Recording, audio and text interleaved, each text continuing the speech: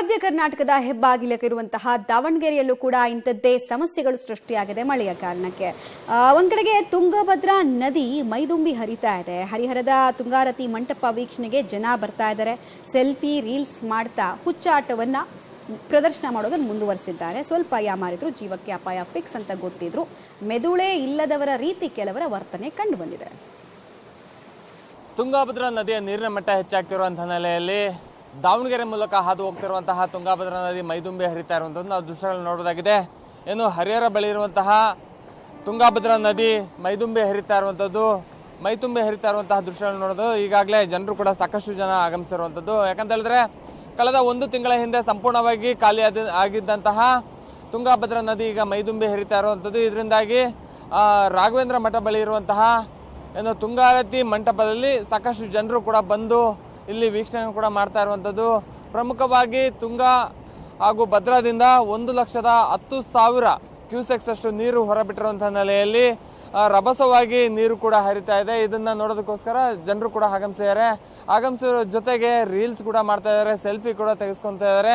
ಒಂದು ಕಡೆ ಒಂದು ವೇಳೆ ಏನಾದರೂ ಅವಘಡ ಸಂಭವಿಸ್ತು ಅಂತ ಅಂದ್ರೆ ಸಾಕಷ್ಟು ಒಂದು ಜೀವ ಹಾನಿ ಕೂಡ ಆಗುವಂತಹ ಸಾಧ್ಯತೆ ಕೂಡ ಇರುವಂಥದ್ದು. ಈಗಾಗಲೇ ಭದ್ರತಾ ಸಿಬ್ಬಂದಿಯನ್ನು ನಿಯೋಜನೆ ಮಾಡಿ ಅನ್ನುವಂತಹ ಒಂದು ಮನವಿ ಕೂಡ ಮಾಡಿದ್ರು ಕೂಡ ಯಾವುದೇ ರೀತಿಯಾದಂತಹ ಮನವಿಗೆ ಸ್ಪಂದಿಸಿಲ್ಲ, ಭದ್ರತಾ ಸಿಬ್ಬಂದಿಗೂ ಕೂಡ ಹಾಕ್ಸಿಲ್ಲ.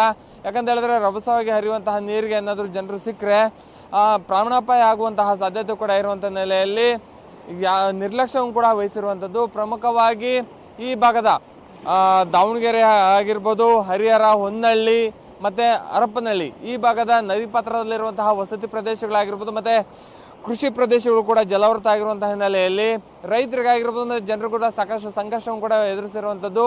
ಅದರಲ್ಲೂ ಹರಿಹರದ ಗಂಗಾನಗರ ಆಗಿರ್ಬೋದು ಮತ್ತೆ ಹೊನ್ನಳ್ಳಿಯ ಬಾಲರಾಜ್ ಘಾಟ್ ಆಗಿರ್ಬೋದು, ಎರಡು ಕಡೆ ಕೂಡ ಮನೆಗಳು ಮುಳುಗಡೆ ಆಗಿರುವಂತಹ ನೆಲೆಯಲ್ಲಿ ಈಗಾಗಲೇ ಕಾಳಜಿ ಕೇಂದ್ರವನ್ನು ಕೂಡ ತೆರೆದಿರುವಂಥದ್ದು. ಆದ್ರೆ ಪ್ರತಿ ಬಾರಿ ಇದೇ ರೀತಿಯ ಸಮಸ್ಯೆ ಆಗ್ತಾ ಇದೆ. ಅಲ್ಲಿರುವಂತಹ ಮುಳುಗಡೆ ಆಗುವಂತಹ ಮನೆಗಳನ್ನ ಶಾಶ್ವತವಾಗಿ ಬೇರೆ ಕಡೆ ಸ್ಥಳಾಂತರ ಮಾಡಿ ಅನ್ನುವಂತಹ ಒಂದು ಮನವಿ ಕೂಡ ಮಾಡಿದ್ರು ಕೂಡ ಯಾವುದೇ ರೀತಿಯ ಮನವಿಗೆ ಸ್ಪಂದಿಸ್ತಾ ಇಲ್ಲ ಅನ್ನುವಂತಹ ಆಕ್ರೋಶವನ್ನು ಕೂಡ ಜನರು ಮಾಡ್ತಾ ಇರುವಂಥದ್ದು. ಈಗಾಗಲೇ ನದಿ ಪಾತ್ರದಲ್ಲಿರುವಂತಹ ಇಟ್ಟಿಗೆ ಬಟ್ಟಿಗಳಾಗಿರ್ಬೋದು ಮತ್ತೆ ಕೃಷಿ ಪ್ರದೇಶಗಳು ಕೂಡ ಮುಳುಗಡೆ ಆಗಿರುವಂಥದ್ದು. ಇದರಿಂದಾಗಿ ಸಾಕಷ್ಟು ನಷ್ಟ ಕೂಡ ಆಗ್ತಾ ಇದೆ. ಈಗಾಗಲೇ ಜಿಲ್ಲಾಡಳಿತ ಕೂಡ ಒಂದು ಸಭೆಯನ್ನು ಕೂಡ ಮಾಡಿರುವಂಥದ್ದು. ಯಾರು ಕೂಡ ನದಿ ಪಾತ್ರಕ್ಕೆ ಹೋಗಬೇಡಿ, ಜಾನುವಾರು ಕೂಡ ನದಿ ಪಾತ್ರಕ್ಕೆ ಬಿಡಬೇಡಿ ಅನ್ನುವಂತಹ ಒಂದು ಮನವಿ ಕೂಡ ಮಾಡಿದ್ರು ಕೂಡ ಜನರು ನಿರ್ಲಕ್ಷ್ಯವನ್ನು ಕೂಡ ವಹಿಸ್ತಾ ಇರುವಂಥದ್ದು. ಅದರ ಜೊತೆಗೆ ಯಾವುದೇ ರೀತಿಯಾದಂತಹ ಒಂದು ಪ್ರಾಣಾಪಾಯ ಆದರೆ ಯಾರು ಹೊಣೆ ಅನ್ನುವಂಥದ್ದು ಒಂದು ಪ್ರಶ್ನೆ ಕೂಡ ಸಂಭವಿಸುತ್ತೆ. ಯಾಕಂತ ಹೇಳಿದ್ರೆ ಜಿಲ್ಲಾಡಳಿತ ಆಗಿರ್ಬೋದು ಮತ್ತೆ ಸಂಬಂಧಪಟ್ಟ ಅಧಿಕಾರಿಗಳು ಕೂಡ ಸಾಕಷ್ಟು ಮನವಿ ಕೂಡ ಮಾಡಿದ್ರು ಕೂಡ ಈ ರೀತಿಯಾದಂತಹ ನಿರ್ಲಕ್ಷ್ಯದಿಂದ ಅಂದರೆ ನದಿ ಪಾತ್ರಕ್ಕೆ ಹೋಗಿ ಸೆಲ್ಫಿ ತಗೊಳೋದು, ರೀಲ್ಸ್ ಮಾಡೋದು, ಈ ರೀತಿಯಾದಂತಹ ಒಂದು ಹುಚ್ಚಾಟವನ್ನು ಮೆರಿತಾ ಇರುವಂತಹ ಹಿನ್ನೆಲೆಯಲ್ಲಿ ಪ್ರಾಣಾಪಾಯ ಕೂಡ ಆಗುವಂತಹ ಸಾಧ್ಯತೆ ಕೂಡ ಇರುವಂಥದ್ದು. ಒಟ್ಟಾರೆಗೇನು ದಾವಣಗೆರೆ ಜಿಲ್ಲೆ ಹರಿಹರ ತಾಲೂಕಿನ ಹೊನ್ನಳ್ಳಿ ಆಗಿರ್ಬೋದು ಮತ್ತೆ ಹರಿಹರ ಈ ಭಾಗದಲ್ಲಿ ಪ್ರವಾಹದ ಭೀತಿ ಕೂಡ ಈಗಾಗಲೇ ಎದುರಾಗ್ತಿರುವಂತಹ ಹಿನ್ನೆಲೆಯಲ್ಲಿ ಜಿಲ್ಲಾಡಳಿತ ಕೂಡ ಕಾಳಜಿ ಕೇಂದ್ರವನ್ನು ತೆರೆದಿರುವಂಥದ್ದು. ಮತ್ತೆ ನದಿ ಪಾತ್ರದಲ್ಲಿರುವ ಕೃಷಿ ಪ್ರದೇಶಗಳು ಕೂಡ ಒಂದು ಮುಳುಗಡೆ ಆಗಿರುವಂತಹ ನೆಲೆಯಲ್ಲಿ ಅಲ್ಲಿರುವಂತಹ ರೈತರು ಕೂಡ ಸಾಕಷ್ಟು ನಷ್ಟ ಕೂಡ ಅನುಭವಿಸ್ತಾ ಇರುವಂಥದ್ದು. ಕ್ಯಾಮ್ರಾ ಪರ್ಸನ್ ರಮೇಶ್ ಜೊತೆ ಪುನೀತ್ ಪಬ್ಲಿಕ್ ಟಿವಿ ದಾವಣಗೆರೆ.